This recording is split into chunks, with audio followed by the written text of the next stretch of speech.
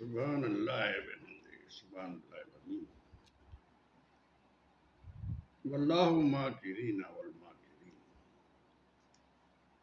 Friends of Pakistan, عظمت ولی عرض کر رہا ہوں.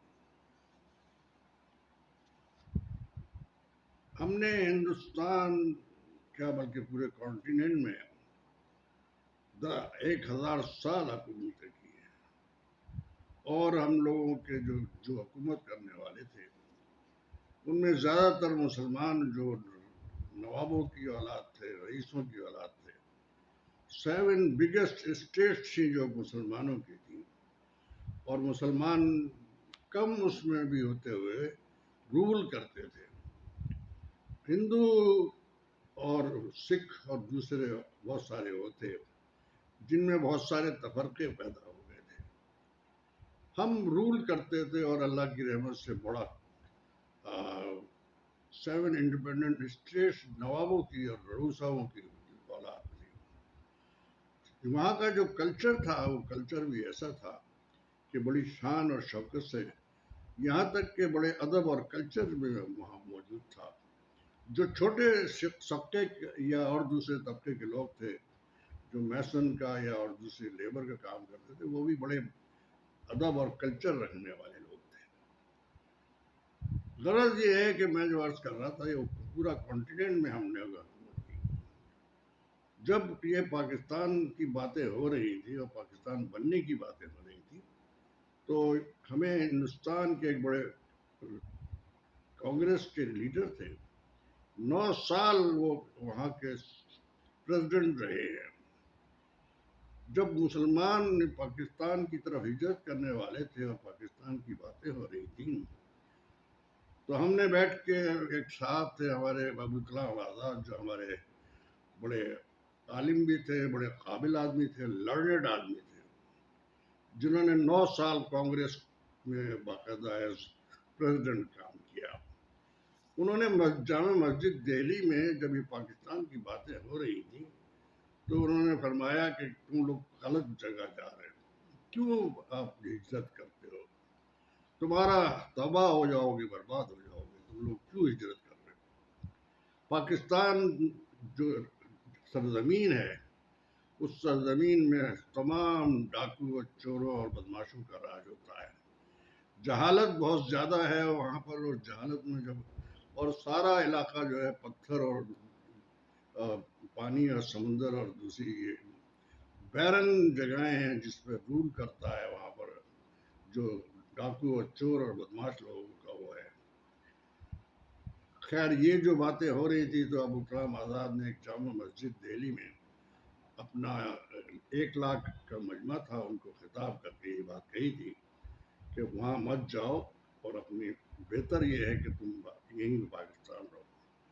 اس کی جو ایک دوسری جو ایک وہ تھی ان کی، تو اس کی میں آپ سے عرض کر دوں کہ جتنے بھی لوگ تھے، محمد علی جناح صاحب کے متعلق فرماتے تھے. ان میں آپ کو ایک ذرا یہ عرض کر دوں کہ جماعت اسلامی وہاں بہت بڑی ایک طاقت تھی. جماعت اسلامی کے لوگوں نے بھی کہا کہ کہاں تم محمد علی جناح کے چکر میں پڑ رہے ہو، وہ کافر اعظم ہے.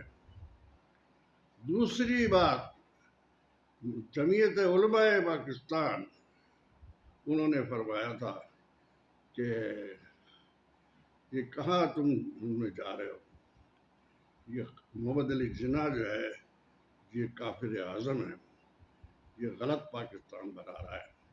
پاکستان بڑی جہالت کی جگہ ہے، گنڈا گردی ہے، بدماش پیدا ہوتے ہیں، لوٹ مار کرنے والے ڈاکو ہوتے ہیں، چور ہوتے ہیں. اس کے علاوہ جب انہوں نے یہ فرمایا کہ ہمارے پاکستان میں، جس کا نام آپ لیتے ہیں، پاکستان میں جہالت ہے اور غربت ہے، افلاس ہے، ڈاکو پیدا ہوتے ہیں، چور پیدا ہوتے ہیں، بدماش پیدا ہوتے ہیں، یہ پوری خطہ جو ہے وہ ایسے ہی ہے. ہم نے 1000 سال جو ہمارے مسلمانوں نے حکومت کی تھی وہاں، وہ سارے یہی فرماتے تھے کہ جانا ہمارا غلط ہے.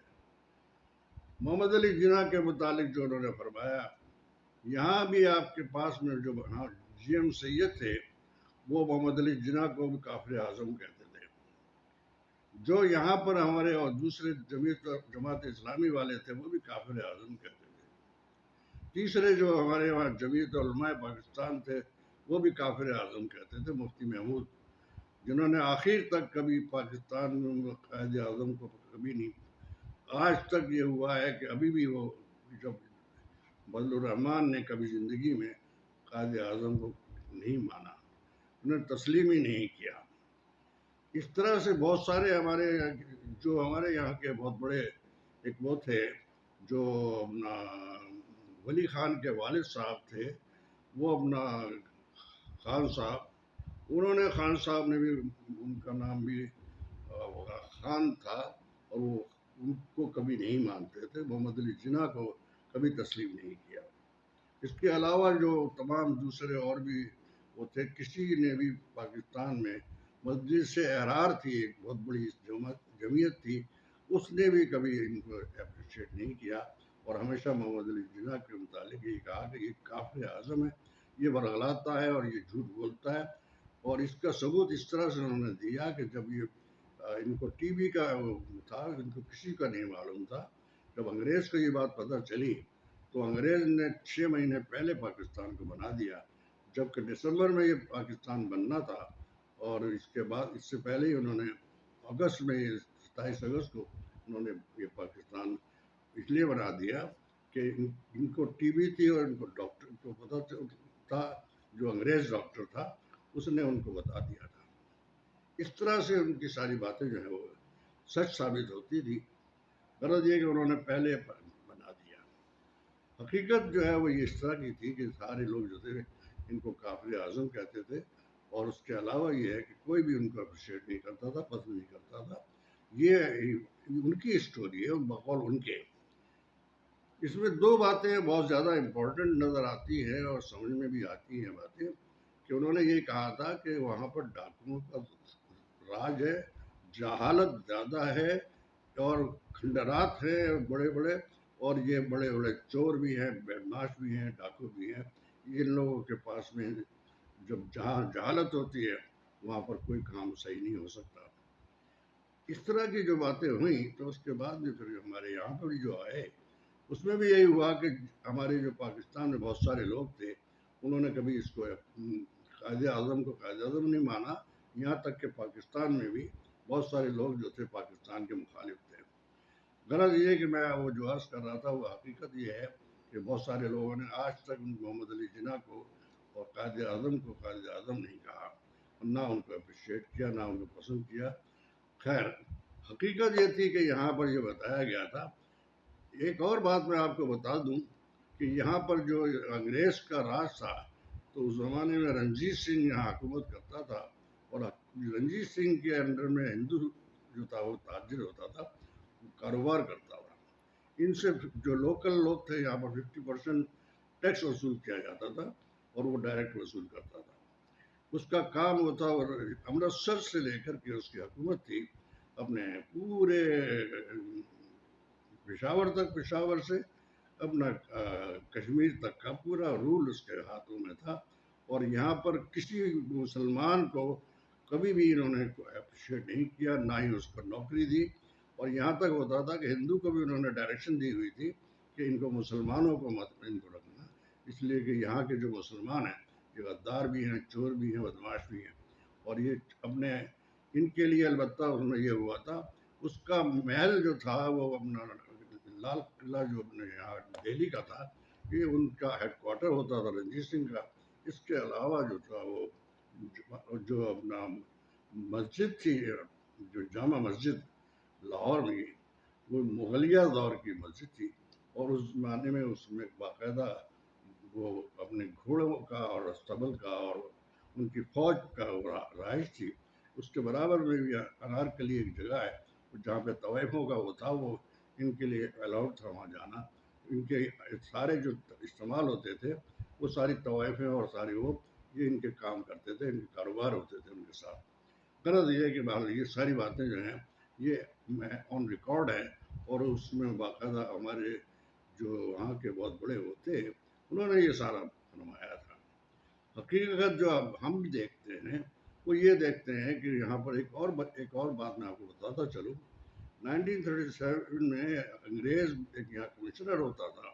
اس نے کہا مسلمان بڑی بات کرتا ہے نبی کی، اپنے بہت اس پر وہ کرتا ہے، اور اس کے ہمارے ساتھ سازشیں بھی کرتا ہے، ہم سے بحث بھی کرتا ہے کہ ہمارے نبی کے متعلق کوئی بات نہیں.